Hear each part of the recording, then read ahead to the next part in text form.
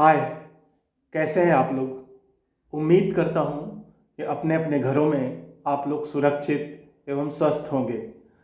हम लोग आजकल चर्चा कर रहे हैं भारत में लोकतंत्र स्थापित करने के संबंध में जो चुनौतियाँ थीं उसके बारे में।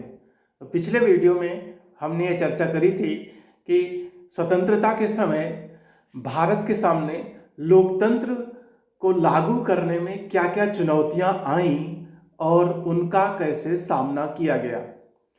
आज हम इस बात पर चर्चा करेंगे कि पहले 3 आम चुनाव में कांग्रेस ने किस तरह से चुनाव जीता और इस तरह से कांग्रेस का भारतीय राजनीति में प्रभुत्व स्थापित हुआ।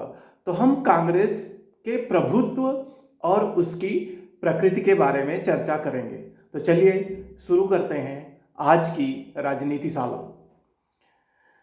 तो जैसा कि हम जानते हैं कि बड़ी ही कठिन परिस्थितियों में भारत में लोकतंत्र को स्थापित करने का फैसला लिया गया था और ये किसी चुनौती से कम नहीं था।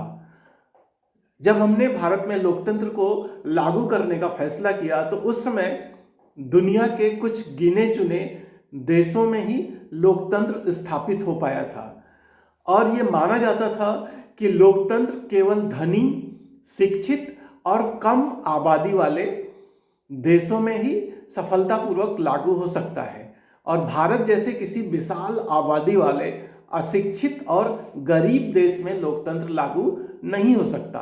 लेकिन हमारे देश ने पहले आम चुनाव 1952 के द्वारा सफलतापूर्वक लोकतंत्र को स्थापित करके इन मान्यताओं को ध्वस्त कर दिया और ये साबित कर दिया कि भारत जैसे अशिक्षित, गरीब और कम पढ़े लिखे बहुत बड़ी आबादी वाले देश में भी लोकतंत्र को सफलतापूर्वक लागू किया जा सकता है।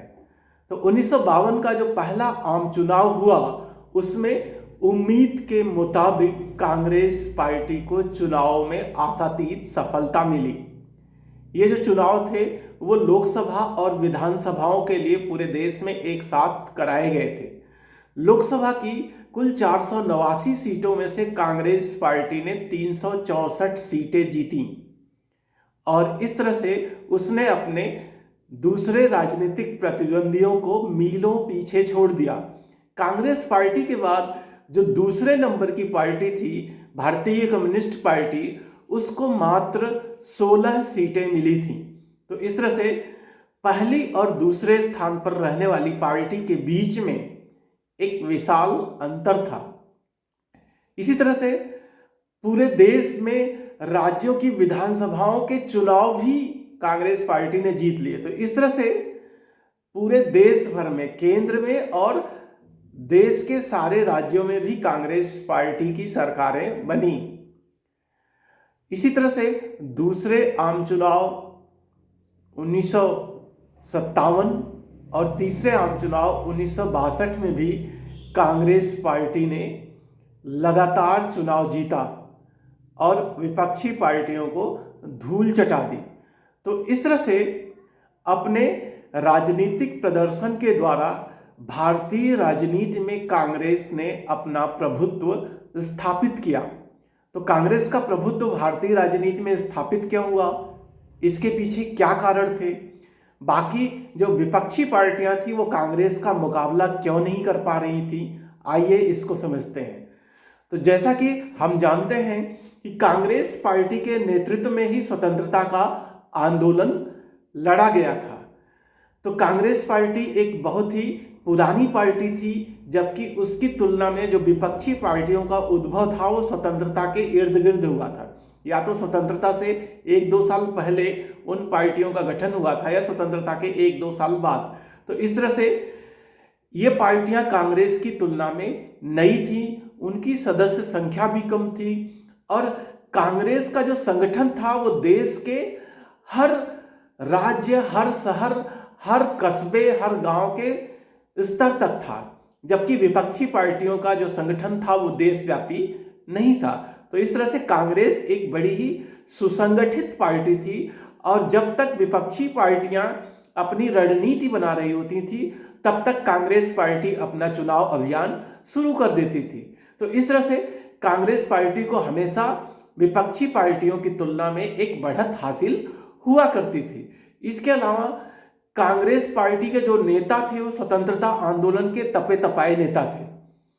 कांग्रेस पार्टी का जो नेतृत्व था वो पंडित जवाहरलाल नेहरू के हाथ में था, जो कि भारतीय राजनीति के एक करिश्माई नेता थे।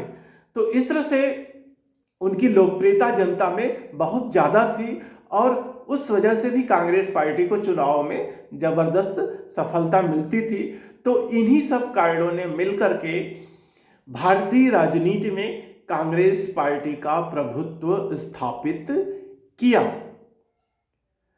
अब हम समझेंगे कि कांग्रेस पार्टी का ये जो प्रभुत्व स्थापित हुआ तो उसके प्रभुत्व की प्रकृति क्या थी।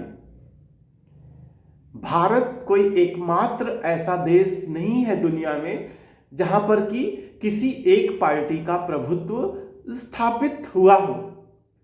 भारत के अलावा भी दुनिया में ऐसे बहुत से देश हैं जहां पर कि एक पार्टी का प्रभुत्व स्थापित हुआ, लेकिन दूसरे देशों में जो एक पार्टी का प्रभुत्व स्थापित हुआ और भारत में जो एक पार्टी का प्रभुत्व स्थापित हुआ उसमें अंतर है। दूसरे देशों में जो एक पार्टी का प्रभुत्व स्थापित हुआ वो लोकतंत्र की कीमत पर हुआ, लोकतंत्र को समाप्त करके हुआ, जबकि भारत में जो एक पार्टी का प्रभुत्व स्थापित हुआ वो लोकतांत्रिक स्थितियों में हुआ।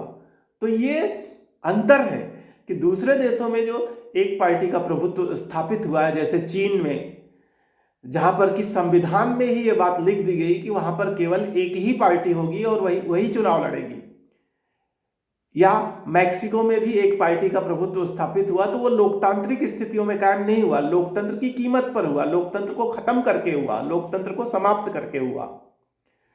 इसी तरह से और भी बहुत से देश थे जैसे कि दक्षिण कोरिया, एरिट्रिया, बेलारूस, जहां पर कि एक पार्टी का प्रभुत्व स्थापित हुआ और ये प्रभुत्व लोकतंत्र की कीमत पर हुआ। जबकि भारत में हम क्या देखते हैं कि भारत में लगातार एक के बाद एक लोकतांत्रिक ढंग से चुनाव हुए, जिसमें कांग्रेस पार्टी के अलावा और बहुत से राजनीतिक दलों ने चुनाव में हिस्सा लिया। चुनाव पूरी तरह से निष्पक्ष एवं स्वतंत्र हुए, फिर भी लगातार कांग्रेस पार्टी एक के बाद एक चुनाव जीतती गई और इस तरह से उसने भारतीय राजनीति में अपना प्रभुत्व स्थापित किया। तो हम ये देखते हैं कि कांग्रेस पार्टी के जो प्रभुत्व की प्रकृति थी वो लोकतांत्रिक थी, अलोकतांत्रिक नहीं थी, क्योंकि कांग्रेस पार्टी का जो प्रभुत्व स्थापित हुआ वो लोकतांत्रिक ढंग से चुनाव करवाए गए, उसमें उन चुनाव को जीत करके उसने अपना दबदबा कायम किया, अपना प्रभुत्व कायम किया। तो भारत की जो प्रभुत्व की प्रकृति है उसकी अगर हम किसी देश से तुलना कर सकते हैं तो वह है दक्षिण अफ्रीका। जबकि वहां पर रंगभेद की समाप्ति के पश्चात 1990 में जब चुनाव कराए गए तो नेल्सन मंडेला के नेतृत्व में वहां की जो कांग्रेस पार्टी थी, अफ्रीकन नेशनल कांग्रेस, उसने चुनाव जीते और उसके बाद के चुनाव में भी लगातार अफ्रीकन नेशनल कांग्रेस का ही दबदबा रहा और वहां भी जो अफ्रीकन नेशनल कांग्रेस का प्रभुत्व स्थापित हुआ वो लोकतांत्रिक स्थितियों में कायम हुआ।